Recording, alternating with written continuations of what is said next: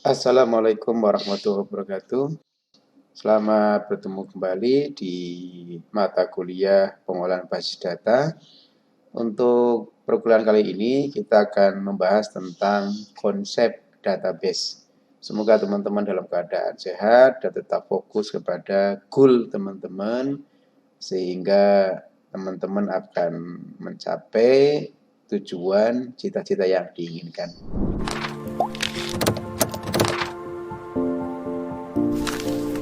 Baik, kita langsung saja. Jadi, bicara tentang konsep database. Nah, untuk mata kuliah kali ini, tujuannya pertama tentunya Anda harus paham tentang apa itu perbedaan data dan informasi. Kemudian bagaimana cara memproses datanya sehingga menjadi suatu informasi.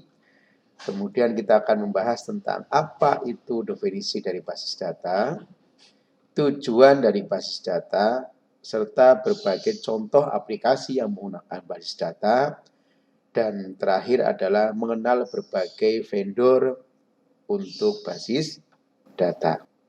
Baik, data itu apa? Ya, jadi data itu deskripsi tentang benda, kejadian, aktivitas, dan transaksi yang tidak mempunyai makna atau tidak berpengaruh secara langsung pada pemakai. Jadi itu suatu data. Jadi misalkan sekarang Anda melakukan proses presensi secara online. Di situ akan muncul ya, di mana NIM, nama, dan kelas. Itu adalah sebuah data. Jadi data itu bisa sebuah kejadian, sebuah aktivitas, ya atau apapun. Ya, tetapi memang tidak mempunyai data atau tidak berpengaruh secara langsung pada pemakai. Jadi, itu data transaksi. Itu data buku misalkan. Atau ada yang mengatakan data adalah fakta-fakta yang dapat disimpan dan mempunyai arti tertentu. Ya, tadi, ini data untuk transaksi, data untuk pembayaran, dan seterusnya gitu ya. Nah, sedangkan fakta itu sendiri itu adalah akan disimpan dalam bentuk suatu nilai, baik angka, karakter, simbol, gambar, video, atau yang lain. Jadi data itu juga bisa merepresentasikan sesuatu yang sifatnya angka. Misalkan uh, bisa berupa apa namanya angka nominal yang tadi dijelaskan, yang disebutkan gitu ya, misalkan 1, 2, 3, dan seterusnya gitu kan, atau mungkin sebuah karakter, atau mungkin sebuah simbol. Bahkan sebuah data di fakta, itu kalau kita sebagai seorang programming, itu bisa mendefinisikan dalam bentuk tipe data. Ada numerik, ada float, ada string, ada karakter, begitu ya. Itu yang disebut sebagai data terkait dengan fakta. Nah, data itu sendiri teman-teman, itu ada terdiri dari yang pertama adalah elemen data. Jadi elemen data itu adalah satuan data terkecil yang tidak dapat dipecah lagi menjadi unit lain yang bermakna. Jadi itu kalau dalam sebuah teori database, dan besok ada yang namanya itu disebut sebagai domain data. Ya, jadi elemen terkecil dari sebuah data. Ya. Kemudian yang kedua, apa yang disebut sebagai record. Record itu adalah gabungan sejumlah elemen data yang saling berhubungan. Ya, jadi namanya record, gabungan sejumlah elemen data yang saling berhubungan. Jadi pada suatu data atau pada suatu tabel, bentar ya, itu kan ada atribut di mana saat atribut itu menyimpan sebuah data. Ya kan? Data itu disebut sebagai elemen data. Kemudian di dalam kumpulan dari atribut-atribut tadi ya kan, yang saling berhubungan kita sebut sebagai record. Di mana kumpulan dari record-record yang sama, yang bertipe sama, kita sebut sebagai file atau berkas. Contoh, file mahasiswa, atau boleh kita bilang tabel mahasiswa. Oh, berarti tabel mahasiswa itu elemen-elemen terkecilnya itu ada nomor induk mahasiswa, ada nama, misalkan ya. Kumpulan dari ada NIM, ada nama, ada jurusan gitu ya, yang saling berhubungan di dalam sebuah baris kita sebut sebagai record. Sedangkan kumpulan dari record-record yang sama itu kita sebut sebagai berkas. Jadi data itu terdiri dari elemen data, record, dan file. Atau pada akhirnya kita sebut sebagai tabel. Nah, informasi itu apa? Jadi kalau informasi itu adalah sebuah data yang telah diproses. Ya, sebuah data yang telah diproses sedemikian rupa sehingga bisa meningkatkan pengetahuan seseorang yang menggunakan data. Jadi kenapa disebut sebagai informasi? Karena ada satu proses, ada yang mengolah. Jadi ada data, kemudian ada proses pengolahan, menjadilah sebuah informasi, kan begitu, ya. Di mana informasi itu akan memberi keterangan atau pengetahuan bagi penerimanya. Contoh tadi misalkan kita ada data presensi. Dari data presensi itu kita akan olah dan akhirnya kita mengetahui berapa jumlah mahasiswa yang hadir di pagi ini atau di siang ini atau di malam ini. Berapa jumlah mahasiswa yang berjenis kelamin perempuan misalkan. Jadi sudah ada suatu proses, ya. Itulah yang kita sebut sebagai informasi. Jadi ada sebuah data, ada proses diproses kemudian menjadi suatu informasi. Nah, itu perbedaannya. Kalau data itu adalah material mentah atau belum diproses, sedangkan informasi itu adalah hasil dari proses, apakah itu meliputi penggabungan, perbandingan, analisis, atau kalkulasi. Ya, jadi ada prosesnya yang dilakukan. Ya, itu disebut informasi tadi. Sedangkan data itu belum memiliki arti dan belum bisa memberikan pengetahuan bagi penerimanya. Tadi, ya udah, ini adalah data presensi, selesai. Oh, ini data buku, selesai. Ya. Tetapi kalau informasi itu memiliki arti atau fungsi bagi penerimanya, serta dapat memberikan satu pengetahuan. Misalkan tadi dari data buku, oh kita bisa mengetahui berapa sih jumlah buku yang judulnya adalah pengolahan basis data, kan begitu. Ya, ini data dan informasi. Baik. Nah, ini contoh yang lain ya. Jadi misalkan di sini ada data mahasiswa. Di mana data mahasiswa ini terdiri dari NPM, nama, jurusan, IPK, dan seterusnya. Kan begitu. Ya. Kemudian setelah diolah, setelah diproses, kita akan mengetahui informasi yang ada. Ya, misalkan diolah oleh bagian akademik, kita akan mengetahui berapa jumlah mahasiswa yang memiliki IPK di atas 3,5 misalkan. Kemudian kita juga bisa mengetahui berapa jumlah mahasiswa per jurusan.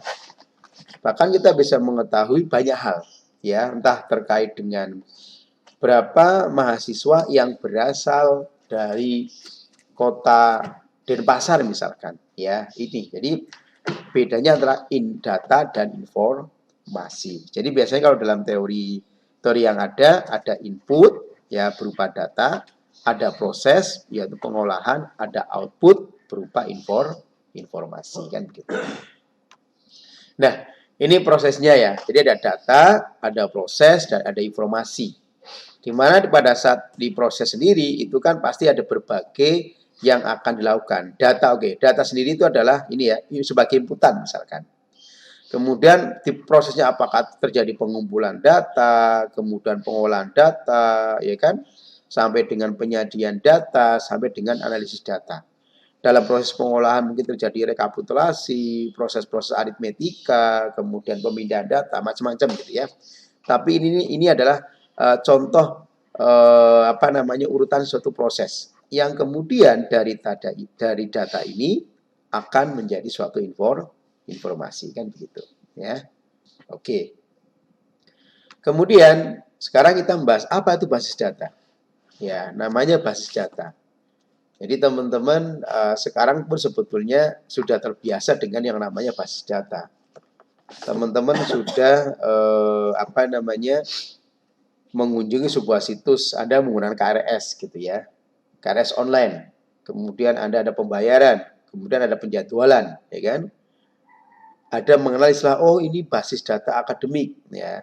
Oh ini basis data perpustakaan misalkan. Jadi apa itu basis data?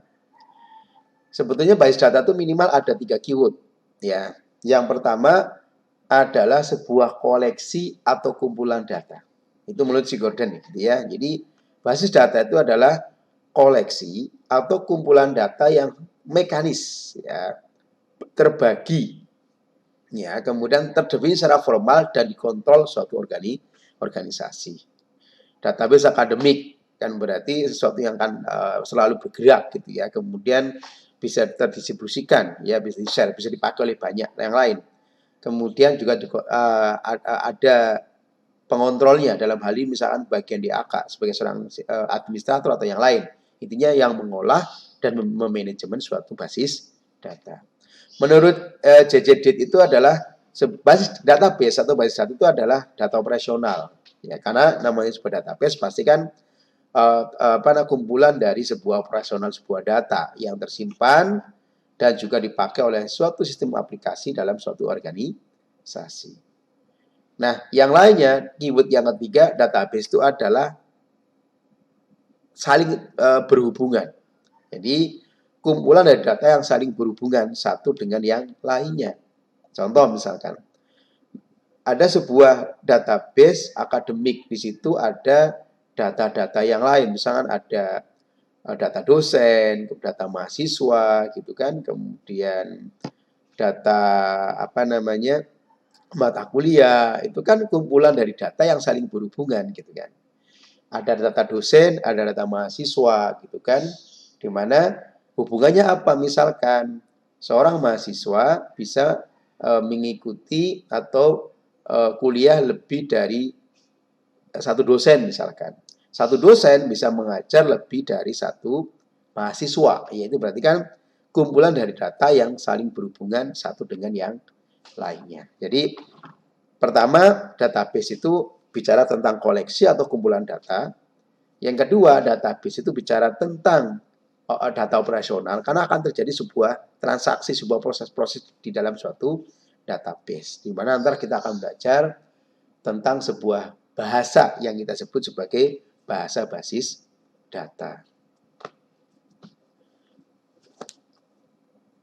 Baik, nah bahasa basis data itulah yang sering kita sebut sebagai SQL, struktur query language gitu ya. Kemudian yang ketiga, database itu adalah yang saling berhubungan. Makanya ntar kita juga akan bahas bagaimana sebuah data itu bisa saling berhubungan.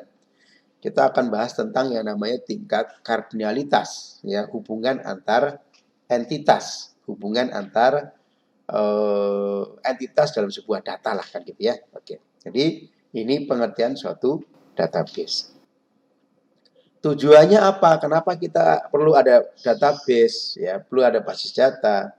Yang jelas Anda sudah merasakan ya sekarang bagaimana Anda dengan sangat mudah, sangat menikmati gitu kan. Misalkan Anda mengunjungi toko online, Anda KRS online, atau Anda sedang mengurus sesuatu apapun ya, ternyata semuanya jadi lebih mudah ya, lebih nyaman ya kan, karena apa? Anda bisa memperoleh suatu informasi atau apapun mungkin lebih cepat ya. Jadi bagian basis data bertujuan untuk mengatur data sehingga diperoleh kemudahan ya kan. Anda pengen mengetahui tentang biaya atau harga suatu produk.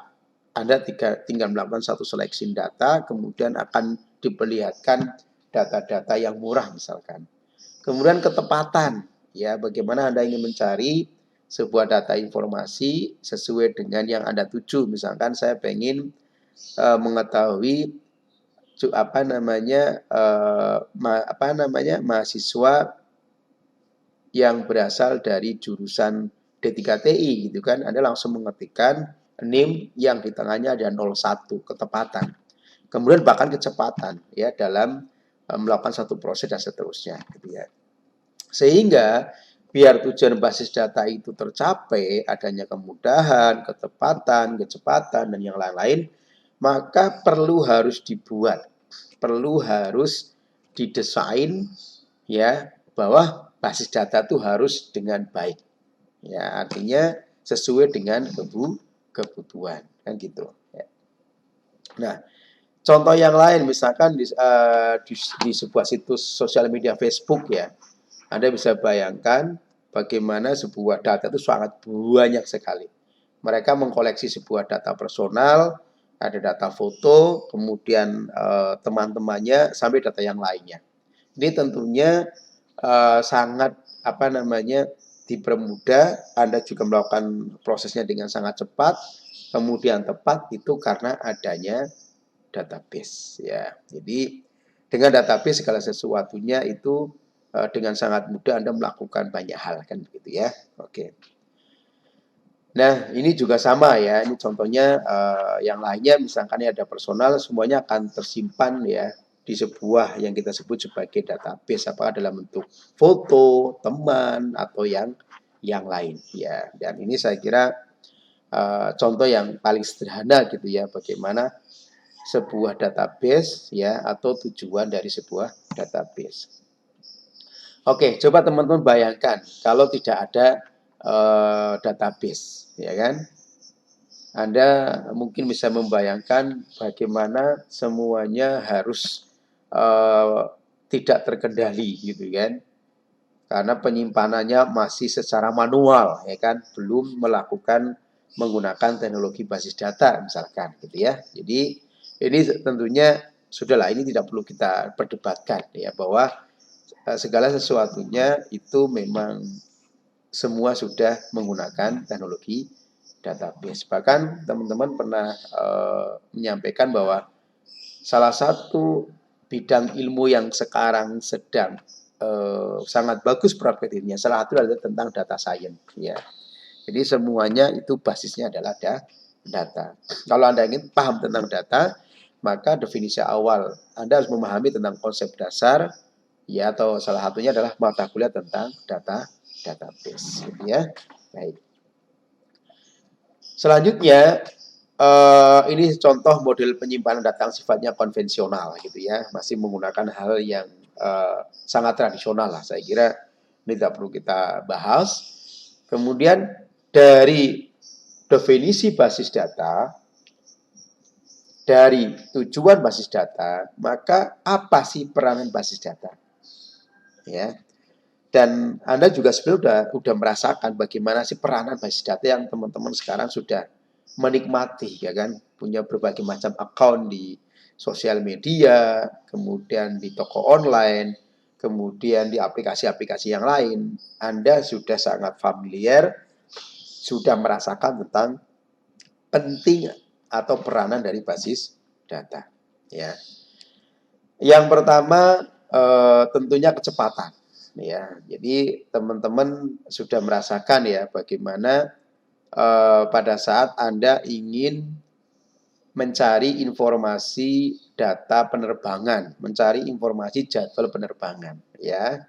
Maka dengan sangat familiar Anda langsung menentukan dari bandara asal sama bandara tujuan, kemudian maskapainya apa, atau tanggal berangkatnya kapan, atau jamnya kapan, maka tinggal klik, otomatis Anda akan sangat mudah melihat informasi tentang maskapai, kemudian tanggal berangkatnya kapan, dan seterusnya. Itu karena ada database, ya. Jadi kecepatan. Yang kedua adalah spice ya, artinya terkait dengan masalah ketersediaan, atau istilahnya itu adalah penyimpanan, kan gitu ya. Coba kalau kita menggunakan penyimpanan yang tradisional tentu seperti itu ya, tapi dengan basis data gitu ya, tentunya yang tadinya tidak struktur menjadi struktur, ya kan? Yang tadinya mungkin dalam penyimpanannya memang tidak bersifat digital, dengan teknologi basis data Anda bersifat digital, ya. Bahkan teman-teman bisa membayangkan sebuah data yang sangat besar ternyata cukup dengan menggunakan satu storage atau penyimpanan, gitu ya. Jadi yang kedua itu adalah tentang penyimpanan, jauh lebih optimal, jauh lebih proporsional, dan seterusnya, gitu ya. Kemudian manfaat basis data yang berikutnya itu adalah akurasi, ya kan, ketepatan, ya. Jadi namanya juga, ya, kalau kita udah bicara tentang basis data, teman-teman kan pasti katakanlah udah mendesain sebuah database, ya pasti akurasinya sangat tinggi, gitu ya. Tadi contohnya, misalkan saya mengetikkan ini aja, mengetikkan nomor misalkan 19.01.448. Kita klik, maka akan muncul informasi tentang mahasiswa itu. Jadi akurasinya sangat tinggi, gitu ya. Tadi juga, misalkan Anda pengen mengetahui jumlah mahasiswa yang sekarang hadir, gitu kan? Itu bisa langsung dengan cepat, dengan penyimpanan yang sangat optimal, dan Anda juga akurasi. Jadi keberadaan sebuah data akan mudah Anda dapatkan.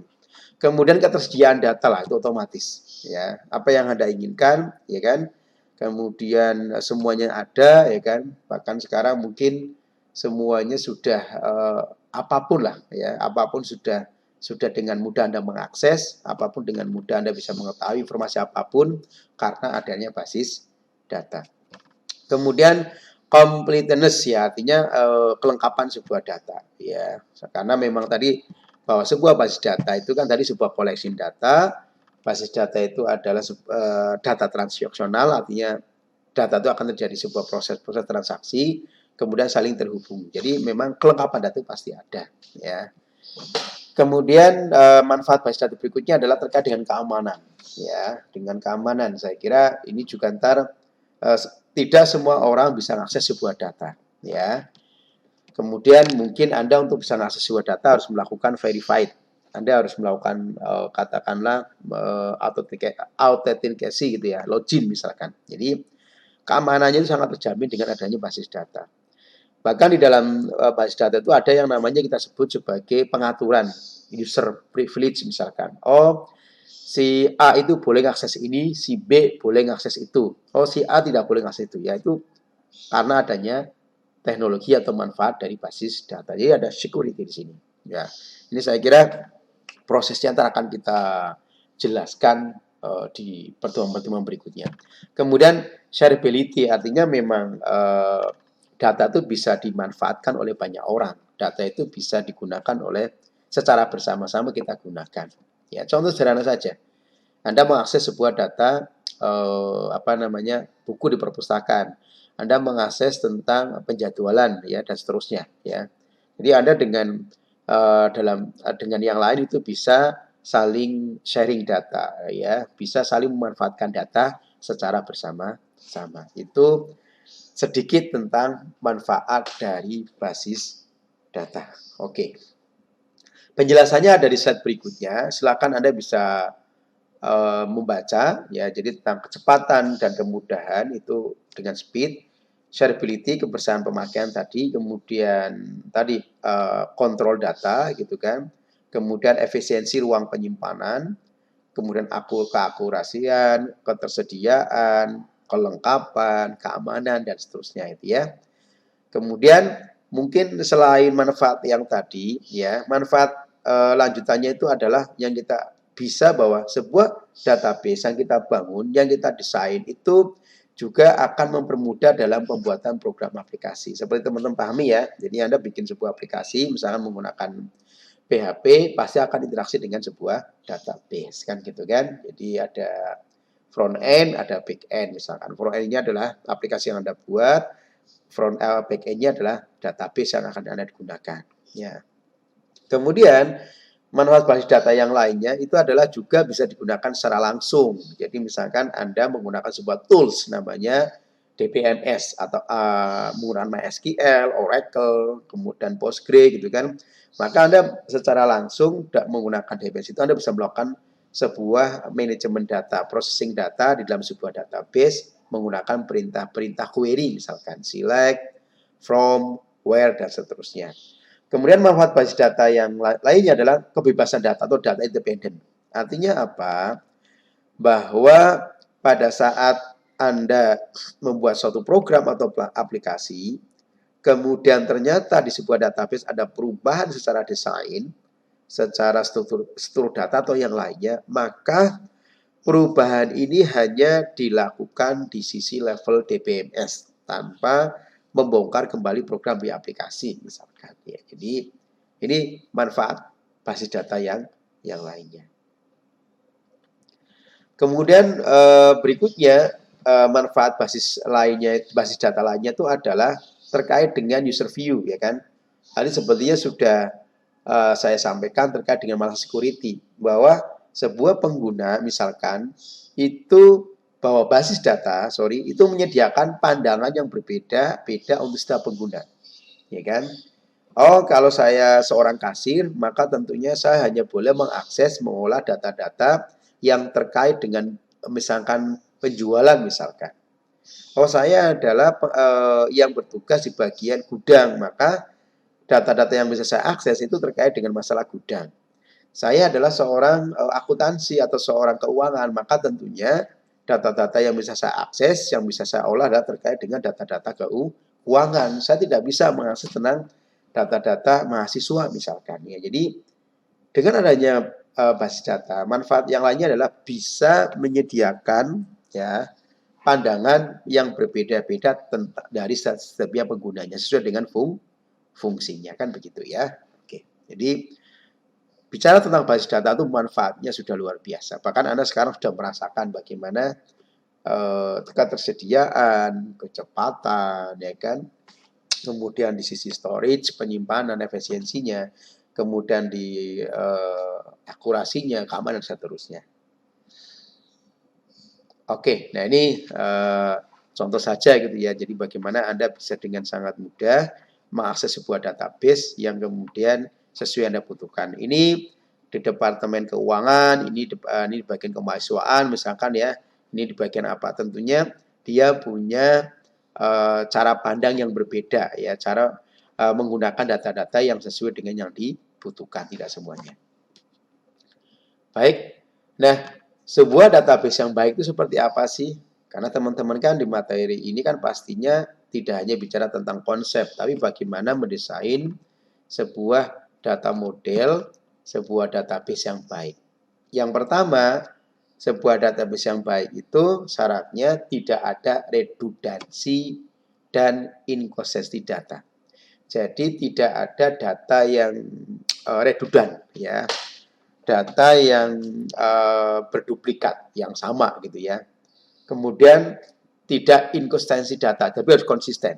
Ya, jadi ntar ini pembahasannya sangat detail ya.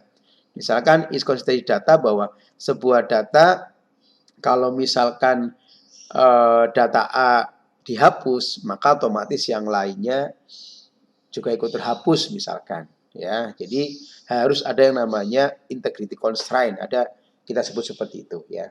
Tapi prinsipnya tidak ada duplikasi atau redundansi data dan harus konsisten, kan begitu. Itu basis data yang baik. Kemudian yang kedua, tidak ada kesulitan dalam pengaksesan data. Ya, tentunya semua orang bisa mengakses dan seterusnya.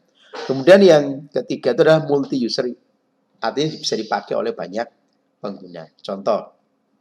Nah, yang pertama adalah redundansi data dan inkonsistensi data. Misalkan kita lihat ada dua tabel, ada tabel mahasiswa, ada tabel KHS. Yang pertama, di sini terjadi redundansi, misalkan. Contoh di sini, di tabel KHS, ya kan? Itu kalau kita lihat ada yang sama, misalkan di sini kok 102 Ratna, ya kan? 102 Endang. Nah, ini kan pasti menyalahi sebuah aturan. Ya enggak? Jadi terjadi redundansi. 102 itu kan NIM. NIM itu kan pasti setiap mahasiswa di dalam sebuah perguruan tinggi atau di suatu prodi pasti kan harus sifatnya adalah unik. Nah, ini terjadi redundan, ya kan? Atau di sini nih, jadi 102 itu apakah si Ratna, apakah si Endang gitu ya. Jadi bisa terjadi redundan yang nilainya itu sangat membingungkan misalkan. Yang kedua, ya, padahal kalau kita lihat di sini 102 itu punya si Ratna. Berarti yang Endang itu seperti apa? Ini kan salah. Ya kan? Yang kedua adalah inconsistency data, ya. Jadi ini juga jadi problem ini, ya kan? Jadi jika terjadi perubahan pada salah satu data harusnya semua konsisten. Di sini di tabel mahasiswa untuk NIM 102 itu namanya Ratna. Tapi kalau di sini kok ada yang namanya Endang. Nah, ini namanya tidak konsisten. Ya, tidak terjadi konsistensi data. Maka ini jelas pasti database-nya tidak baik. Ya, pada saat terjadi transaksi misalkan, loh ini sebetulnya untuk yang dapat nilai A mata kuliah matematika misalkan 102 itu nilainya A. Nah, ini 102 punya siapa? Gitu loh. Ya, jadi yang pertama syarat basis data yang baik adalah harus tidak redundansia dan harus konsisten. Baik. Kemudian yang berikutnya tidak ada kesulitan pengaksesan data. Ya, jadi harusnya ya namanya sebuah basis data berarti dia pasti akan dengan mudah kita gunakan. Ya, misalkan dengan menggunakan bahasa basis data query gitu kan, maka dengan sangat mudah Anda bisa melakukan berbagai hal di basis data tersebut. Atau yang kedua tadi ya, bisa dihubungkan dengan program yang lain. Jadi Anda bikin sebuah aplikasi, yang kemudian aplikasi yang Anda buat bisa langsung mengakses atau related dengan sebuah database. Nah, ini contoh misalkan ya. Jadi kan harus tidak ada kesulitan pengaksesan data ya. Misalkan ini RDB server di sini, kemudian Anda melakukan select region from region name from region gitu ya. Ini menggunakan SQL statement. Tentunya ada kemudahan-kemudahan gitu ya. Oke. Walaupun dalam prakteknya pasti biasanya memang untuk keamanan Anda ya tadi ada privilege user. Kemudian untuk Anda melakukan koneksi juga butuh user name atau password dan seterusnya. Tapi prinsipnya database yang baik harus bisa diakses kan gitu ya. Sesuai dengan kebutuhan. Kemudian yang lainnya adalah harus multi user. Artinya basis data memungkinkan digunakan oleh banyak pengguna secara bersama-sama. Ya, saya kira ini tadi sudah saya sebutkan. Jadi misalnya bagian keuangan punya hak untuk memasukkan data pembayaran mahasiswa, perguruan tinggi dan seterusnya. Jadi sebuah database bisa diakses secara bersama-sama dan sesuai dengan fungsi dari masing-masing pengguna kan gitu ya. Baik. Nah, ini contoh ya, misalkan ada workstation 2, 1, kemudian ini ada sebuah file server, ya kan, karena sifatnya adalah connection, menggunakan sebuah network, tapi intinya sebuah database itu dengan mudah atau bisa diakses oleh banyak pengguna. Baik. Oke. Nah, untuk aplikasi dasar sebuah database, jadi pada saat Anda bicara tentang sebuah database, gitu kan, kemudian Anda mungkin berhubungan sebuah aplikasi yang Anda buat gitu kan. Sebuah database itu minimal ada 4 proses ya. Atau yang sering disebut sebagai build, create atau insert, read atau membaca, update, mengubah atau delete, menghapus gitu ya. Jadi bisa menambah data, membaca data, mengubah data dan menghapus data. Jadi seperti itu ya. Jadi sebuah aplikasi database itu bisa melakukan operasi-operasi dasar meliputi menambah data, ya, membaca data, mengubah data dan menghapus data. Biasanya kalau di perintah query, misalkan menambah data menggunakan perintah insert, membaca menggunakan select, ya, kemudian select from, where, segala macam, mengubah menggunakan update, menghapus menggunakan delete dan seterusnya. Nah, bicara tentang konsep database, maka ada yang kita sebut sebagai pendekatan database. Artinya, bagaimana sih bahwa sebuah database itu memang harus terintegrasi, ya, dan juga bisa berbagi data dalam suatu organisasi.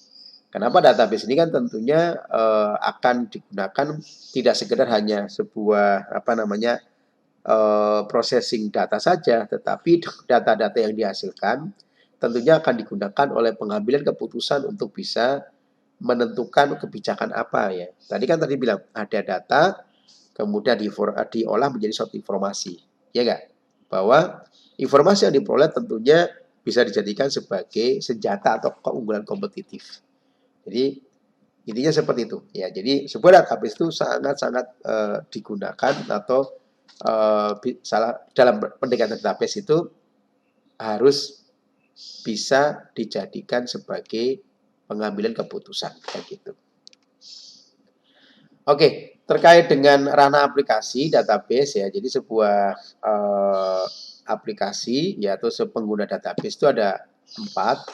Ada sebuah database yang jadi ranah aplikasi itu berarti range ya, range atau ranah aplikasi sebuah database. Ada database yang memang hanya kategori atau range-nya itu adalah di personal komputer. Kemudian database yang digunakan untuk workgroup, database yang digunakan dalam suatu departemen, atau yang terakhir adalah database yang kita sebut sebagai enterprise database. Ya. Nah, kita akan menggunakan sebuah dasar di sini, teman-teman. Jadi ini menurut dari Adaptive From While gitu ya. Jadi tipe ya atau range database atau type of database termasuk kategori personal. Jadi kalau kita bicara tentang database application, memang Anda harus paham tentang yang namanya arsitektur aplikasi. Dulu teman-teman mungkin pernah dengar istilah standalone, ya. Jadi aplikasi yang berdiri sendiri, ya, yang sifatnya itu standalone. Ada aplikasi yang sifatnya client server. Artinya sebuah aplikasi yang memang ada sisi klien, ada sisi server yang mereka akan berinteraksi. Bahkan secara arsitekturnya ada yang namanya 2-tier, 3-tier, dan n-tier. Nah, bicara tentang type of database di suatu aplikasi, ini juga kita sampaikan. Jadi, sebuah database yang sifatnya personal berarti jumlah usernya cuma 1. Gitu loh. Nah, biasanya kita sebut sebagai standalone. Biasanya memang tipikal dari arsitektur database-nya itu hanya digunakan oleh 1 orang. Atau kita sebut sebagai standalone, ya kan? Kemudian tipikal untuk size of database-nya biasanya prosesnya atau kapasitasnya nggak banyak, ya karena megabyte, karena kan hanya digunakan untuk 1. Nah, contohnya misalkan Anda menginstal sebuah database ya dari aplikasi misalnya menggunakan MySQL, digunakan untuk diri sendiri misalkan gitu ya, ya kan? Maka biasanya ya tadi itu yang disebut sebagai jadi database yang berjalan di sisi standalone, artinya hanya satu pengguna misalkan ya, misalnya di desktop, di laptop dan seterusnya. Kemudian type of data yang lainnya adalah workgroup, artinya sebuah database ya yang dalam suatu aplikasinya akan digunakan kira-kira 5 sampai 25 orang. Ya, kita sebut sebagai workgroup database ya. Nah, dalam teori arsitektur aplikasi kita sebut sebagai namanya client server dalam bentuk 2-tier ya. Jadi dalam bentuk 2-tier. Jadi ada klien, ada server. Kliennya itu berarti yang melakukan request untuk melakukan permintaan data, kemudian kliennya itu atau servernya itu adalah sebuah database misalkan ya. Berarti ada 2 tier yang berbeda, ada pengguna, ada server. Ya, biasanya kenapa disebut sebagai workgroup? Karena jumlah pengguna untuk mengakses database itu antara 5 sampai 25 ya. Sehingga untuk typical size of database-nya ya kira-kira sampai sama megabyte sampai gigabyte gitu. Artinya memang masih sesuai dengan kebutuhan gitu ya. Oke. Jadi ranahnya itu disebut sebagai di workgroup. Kemudian tipe of database yang berikutnya adalah department atau division. Jadi ini lebih dari workgroup. Kalau workgroup itu istilahnya bisa saya boleh bilang itu ada lingkup yang kecil itu aja gitu ya. Tapi kalau departemen atau division itu kan berarti misalkan departemen di UPT gitu kan. UPT kan ternyata ada banyak ini juga bagian-bagian yang lain dalam satu departemen gitu ya. Sehingga biasanya ini tipikal jumlah numbernya itu 25 sampai 100 penggunanya gitu ya.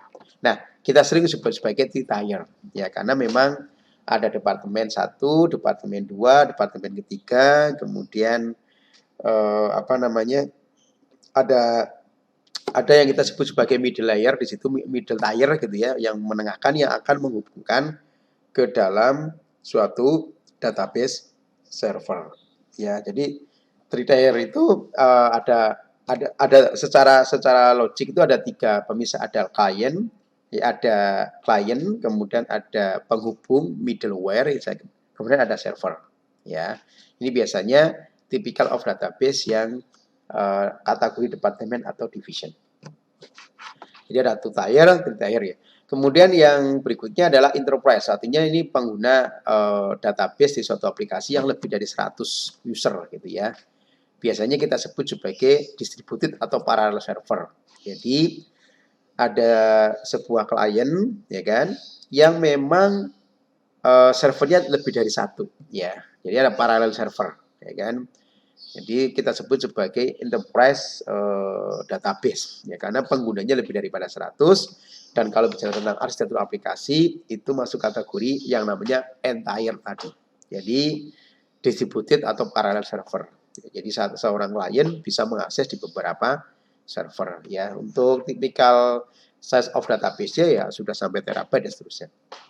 Kemudian untuk tipe of database yang lain adalah web enable ya. Jadi ini memang kalau saya boleh bilang sudah mengadopsi teknologi yang kita sebut sebagai SaaS, Services as Services. Ya, artinya banyak user, banyak server, ya kan, beda aplikasi, tetapi mereka bisa saling terintegrasi, bisa saling terkoneksi, gitu loh.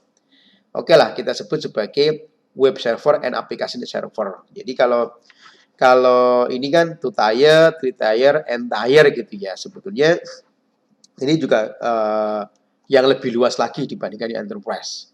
Contoh misalkan sekarang mungkin teman-teman misalkan ke bank gitu ya, teman-teman ingin mengajukan kredit. Ternyata dari pihak bank akan mengatakan, Mas sorry kredit Anda saya tolak karena apa? Ternyata Anda hanya punya simpanan, minimal simpanan di bank A sekian, di bank B sekian. Kemudian Anda juga ternyata sudah mempunyai hutang di bank. Nah, ya kan? Jadi bank yang dituju ternyata bisa mengakses data-data dari bank-bank yang lain. Artinya secara sistem berbeda, secara server berbeda, tetapi kan saling berintegrasi gitu kan. Jadi mereka biasanya yaitu tadi kalau dalam sekarang ada istilah namanya EPA ya. Jadi application programming interface ya. Bagaimana sebuah data itu dengan sangat mudah bisa kita akses gitu ya, karena data-data itu semuanya open data. Ya mereka juga menyediakan data sesuai dengan regulasinya gitu ya. Sehingga cukup Anda cukup dengan istilahnya bahwa data atau sebuah database ini tuh semuanya bisa diakses ya, lebih dari 1000 pengguna. Artinya sekarang ya tadi orientasinya adalah SaaS, Service of Services. Contoh misalkan Anda membuat sebuah aplikasi pemesanan barang. Ya kan? Sekarang contoh yang paling sederhana mungkin di Tokopedia atau yang lain. Kemudian apakah aplikasi yang Anda buat juga harus membuat database untuk biaya pengiriman, ya kan? Kan belum harus seperti itu. Jadi Anda cukup bikin aplikasi untuk biaya pemesanan barang, tetapi pada saat Anda ingin mengirim barang itu ke suatu tujuan, Anda tidak perlu harus bikin aplikasi repot. Anda tinggal kerjasama dengan JNE, kerjasama dengan jasa pengiriman. Anda tinggal interkoneksi yang menggunakan EPA, ya. Anda mengambil data-data dari penyedia jasa tadi, gitu loh. Kan nggak perlu, gitu kan. Itu namanya adalah SaaS. Jadi semuanya pasti menyediakan layanan. Kemudian Anda juga bikin tadi aplikasi database pemesanan barang. Padahal itu harus melalui transfer bank. Apakah Anda juga harus bikin aplikasi perbankan? Tidak harus. Anda tinggal langsung koordinasi dengan pihak bank berkaitan. Kemudian bank itu akan melakukan open database sesuai dengan data-data yang kita butuhkan. Ya kan? Nah itu contoh tipe of database yang sifatnya web enable. Jadi memang sudah sangat luas ya. Baik. Nah, ini tentang ranah aplikasi di database ya. Secara detail teman-teman bisa membaca di sini ya. Jadi ada personal komputer, artinya tadi saya bilang sebagai pemakai tunggal. Kalau workgroup database itu biasanya sekelompok tim kecil ya. karena hanya pada aplikasi yang sama.